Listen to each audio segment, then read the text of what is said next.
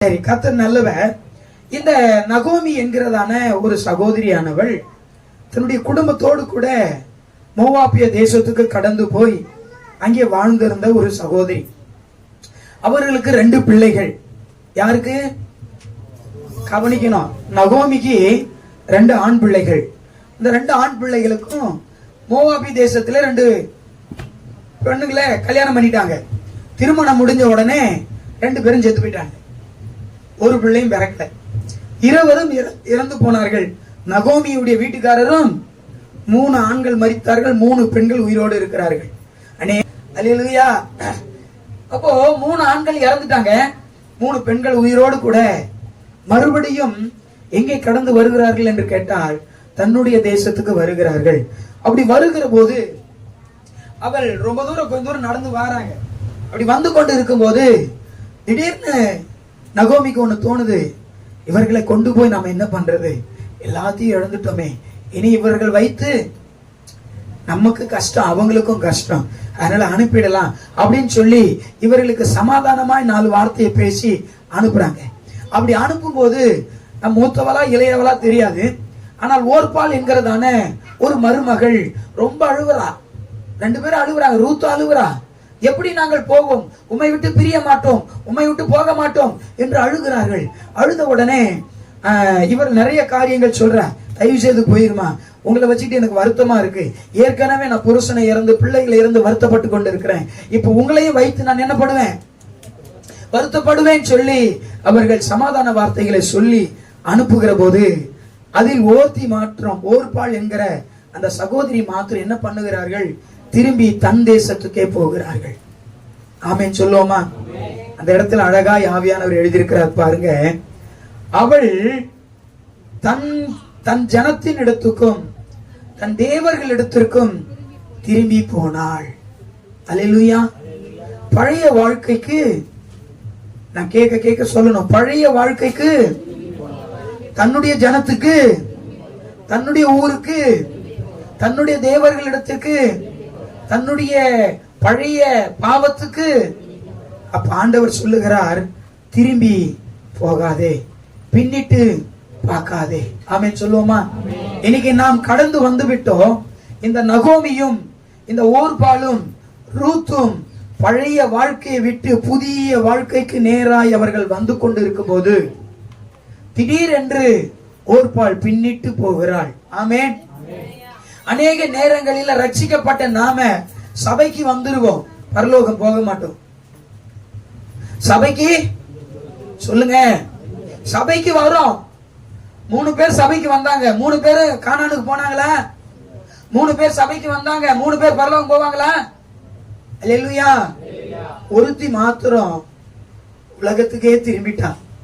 சபைக்கு தான் வந்தா, சபையில தான் ஆராதனை, சபையில தான் வந்து சீர் பொருந்துதல், சபையில தான் பக்தி விருத்தி, சபையில தான் வந்து தேவனுடைய வசனம், சபையில தான் தேவனுடைய வாக்கு தத்தங்கள், சபையில தான் தேவனுடைய ஆசீர்வாதங்கள், எல்லாவற்றையும் பெறுகிற இடத்திற்கு வந்தபோது, ஆனால் உலக ஆடம்பரம், உலக ஆஸ்தி, உலக சம்பவங்கள் மறுபடியும் இழுக்கிற போது இவர்கள் பின்னிட்டு போய்விட்டார். அல்லேலூயா.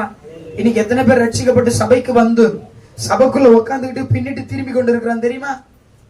எத்தனையோ நபர்கள் சபைக்குள்ள உட்கார்ந்து பின்மாற்றத்துக்கு ஏற்றவான சிந்தைகள் சிந்தித்துக் கொண்டிருக்கிறது. சபைக்கு போகணுமா, சபையில இருக்கணுமா, அந்த ஆளு பேசுறத கேட்கணுமா, வேற யார் பேசுறத கேட்க போற? பரிசுத்தவான்கள் பேசுகிறதையே காதல விழலன்னா பரிசுத்தாவி பேசுறது மாத்திரம் எப்படி விழும்? ஆமென். முதல்ல ஏலி பேசணும், அப்புறம் தான் இயேசு பேசுவார். ஆமென் சொல்லுங்க. ஏலி சொல்றதுக்கு கீழ்ப்படிஞ்சா இயேசு சொல்றதுக்கு கீழ்ப்படிவோம். ஏலி பேசுறதுக்கு கீழ்ப்படிஞ்சா இயேசு பேசுறதுக்கு கீழ்ப்படிவோம். ஏலி சொல்லுகிறதின்படியே நாம் செய்வோமானால் இயேசு சொல்லுகிறபடி செய்வோம். ஏலி பேசுறதே காதல் விழாது, ஏலி பேசுறதே நம்முடைய செவிகள் விழலன்னா தேவன் பேசுறது விழாது. நீ சபைக்குள்ள உட்கார்ந்து இருந்தாலும் உனக்கு என்ன விழாது? சொல்லுங்க, சத்தம். அப்ப யார் முதல்ல பேசணும்னா ஊழியக்காரன் பேசணும். அவன் பேசுறதுதான் வார்த்தை. அவன் மூலமா தான் தேவன் பேசுவார். அதுக்கப்புறம் நீ பழகிறவல்ல, அதுக்கப்புறம் வார்த்தைகளை தெரிஞ்சு கொள்ளுவல்ல, வசனத்தை புரிஞ்சுக்கவல்ல. அப்ப புரிந்துகிடும் போது கர்த்தர் மெய்யாகவே உன்னோடு கூட உன் செவிகள் விழத்தக்கதாய் பேசுவார். ஆமென் சொல்லுவோமா? இன்னைக்கு சபைக்குள்ள வந்து அமர்ந்து கொண்டு உலக காரியங்களை நடப்பித்துக் கொண்டிருக்கிற எத்தனையோ விதமான விசுவாச பிள்ளைகள் உண்டையா. சபைக்குள்ள உட்கார்ந்துகிட்டு வட்டிக்கு விடுறாங்க, சபைக்குள்ள உட்கார்ந்துகிட்டு விபச்சாரம் பண்ணுகிறான், சபைக்குள்ள உட்கார்ந்துகிட்டு வேசித்தனம் பண்ணுகிறான், சபைக்குள்ள உட்கார்ந்துகிட்டு பொய் பேசுகிறார்கள், சபைக்குள்ள உட்கார்ந்துகிட்டு கெட்ட வார்த்தை பேசுறாங்க, சபைக்குள்ள உட்கார்ந்துகிட்டு சினிமா பாட்டு பாடுறான், சபைக்குள்ள உட்கார்ந்துகிட்டு அவன் போன் ஃபுல்லா சினிமாவா இருக்கு. மனசாட்சி தொட்டு சொல்லுங்க, எத்தனை பேர் போன்ல சினிமா பாட்டு இருக்கு? எத்தனை பேர் போன்ல ரிங்டோன் சினிமா பாட்டா இருக்கு? வெக்க கேடு இல்ல?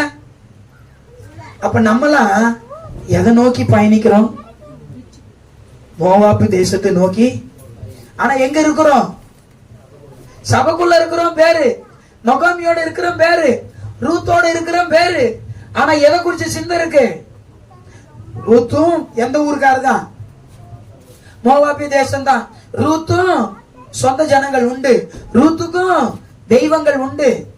ஆனால் அதையெல்லாம் வேண்டாம் என்று சொல்லி வெறுத்தவள் தான் கானானுக்கு வர முடியும், வெறுத்தவள் தான் பரலோகம் போக முடியும். ஆமென் சொல்லுவோமா? வெறுக்காத சபை பரலோகம், பரலோகம் எக்கால சத்த வாணியில தொனிக்கும். அந்த நாள் வரும். தொனிக்கும் போது ரூத்தை போல பழைய தேசத்தை விடுகிறவர்களா இருந்தா எக்கால சத்தம் காதல விழும். ரூத்தை போல சொந்த ஜனத்தை நீங்கள் விடுகிறவர்களா இருந்தா எக்கால சத்தம் உங்க காதல விழும். ரூத்துவை போல தேவர்களை, பழைய தேவர்களை நீங்கள் வெறுப்பீர்கள், ஆனால் எக்கால சத்தம் உங்களுக்கு சத்தமா கேட்கும். ரூத்துவை போல எல்லாவற்றையும் விடுவீர்கள், ஆனால் கர்த்தருடைய மகிமையை காண்பீர்கள். ஆமென். கர்த்தருடைய மகிமையை காண்பீர்கள், கர்த்தருடைய முகத்தை காண்பீர்கள், கர்த்தருடைய பிரசன்னத்தை காண்பீர்கள். முகமுகமாய் அவரை தரிசிப்போம். எல்லையாகிறாரா கர்ப்பாகிறாரா அங்க போய் பார்ப்போம். ஆமென். கையில எத்தனை காயங்கள் இருக்குது, உடம்புல எத்தனை காயங்கள் இருக்கு, அது பரலோகத்துல போய் அவர்கிட்ட கேட்டு தெரிஞ்சுக்கலாம். அல்லேலூயா, அல்லேலூயா சொல்லுவோமா? அப்போ முதலாவது பின்னிட்டு திரும்புகிறது யாருன்னு கேட்டீங்கன்னா, எப்படி திரும்புவானா, அவனுக்குள்ளே முதலாவது உலக ஆசைகள் உள்ள இருக்கும். ஆமென். ஏன்னா உலகத்தை வெறுத்தவன் தான் சபைக்குள்ள வந்து உட்கார்ந்து உண்மையா ஆண்டவரை ஆராதிக்க முடியும். உலகத்தை வெறுக்கலன்னு வச்சுக்கோங்களேன். அப்ப நல்லா யோசிச்சு பாருங்க, பின்னிட்டு திரும்புகிற ஒரு அனுபவத்துக்கு நம்ம என்ன பண்ணக்கூடாது? போகவே. ஒரு அம்மா ஆண்டவர் சொல்லியே திரும்பி பார்த்துருச்சு. ஆண்டவர் சொல்றாரு இனி பின்னிட்டு பாராத அப்படின்னு ஆண்டவர் சொன்னாரு. ஆனா இந்த அம்மா என்ன பண்ணல? கீழ்ப்படியில. எடுங்க ஆதியாகமம் 19வது அதிகாரம் 17வது வசனத்தை வாசிங்க. அவர்களை வெளியே கொண்டு போய் விட்ட பின்பு அவர், உன் ஜீவன் தப்பி ஓடிப்போ, பின்னிட்டு பாராதே, இந்த சமபூமியில் எங்கும் இல்லாதே, நீ அழியாதபடிக்கு மலைக்கு ஓடிப்போ என்றார். ஆமென். அல்லேலூயா, அல்லேலூயா. அப்படி 26வது வசனத்தை வாசிங்க. அவன் மனைவியோ பின்னிட்டு பார்த்து உப்பு தூணானாள். அல்லேலூயா, சத்தமா. இப்போ ஆண்டவர் வந்து சொல்லுகிறார், அதோ பின்னிட்டு மட்டும் பார்க்காத, பார்த்த உப்பு தூண் ஆகும்னு சொன்னாரா? சொல்லவே. நீ உப்பு தூண் ஆயிருவ அப்படின்னு அவரு சொல்லல. ஆனா ஒண்ணு சொன்னார், நீ பின்னிட்டு பாராது இருப்பாயாக, நீ பின்னிட்டு பார்க்காத. இன்னைக்கு அநேக நேரங்கள்ல நம்ம பழைய பொருட்களை பின்னிட்டு பார்க்கிறோம், பழைய வாழ்க்கையை பின்னிட்டு பார்க்கிறோம், பழைய உலகத்தை பின்னிட்டு பார்க்கிறோம், பழைய பாவத்தை பின்னிட்டு பார்க்கிறோம். இது பின்னிட்டு பார்ப்பதினாலே அநேக நேரங்கள்ல நம்ம நிறைய இழந்து போகிறோம். ஆமென் சொல்லுவோமா? ஆண்டவர் சொன்ன வார்த்தையை மீறி, ஏங்க ஆண்டவர் சொன்னாரு பின்னிட்டு திரும்பாதுன்னு சொன்னாரு. உயிரை காப்பாற்ற தெரிஞ்ச ஆண்டவருக்கு உன்னை கொண்டு போய் வாழ வைக்க தெரியாதா? ஆனால் திரும்பி பார்க்கிறா. என்ன சம்பவித்தது? அவ ஏன் திரும்பி பார்த்தா? பொருள் ஆசை.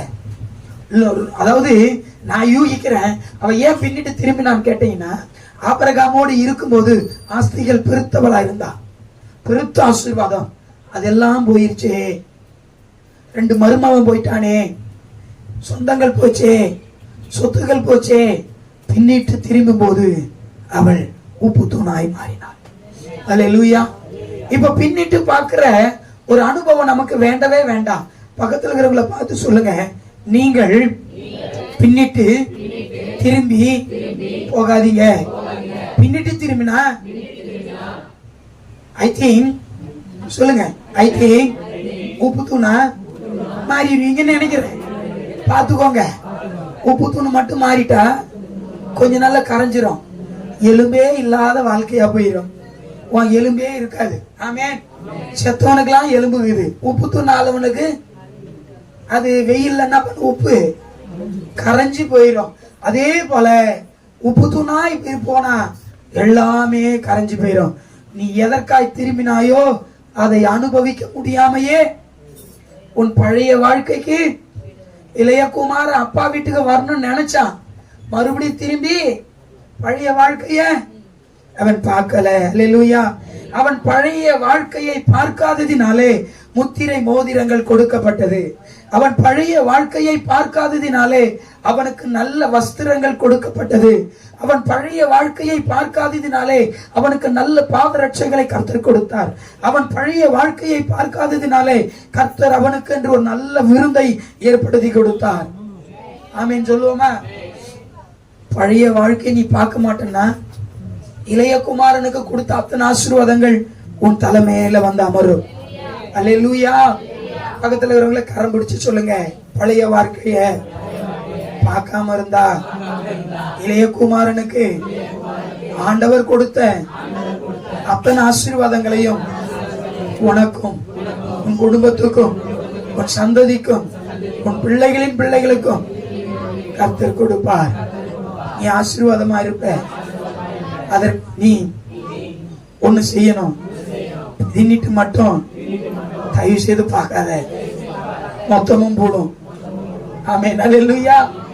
இன்னைக்கு நிறைய நேரங்கள்ல இந்த லோத்துடைய மனைவி போல நாம் பின்னிட்டு பார்க்கிறோம்.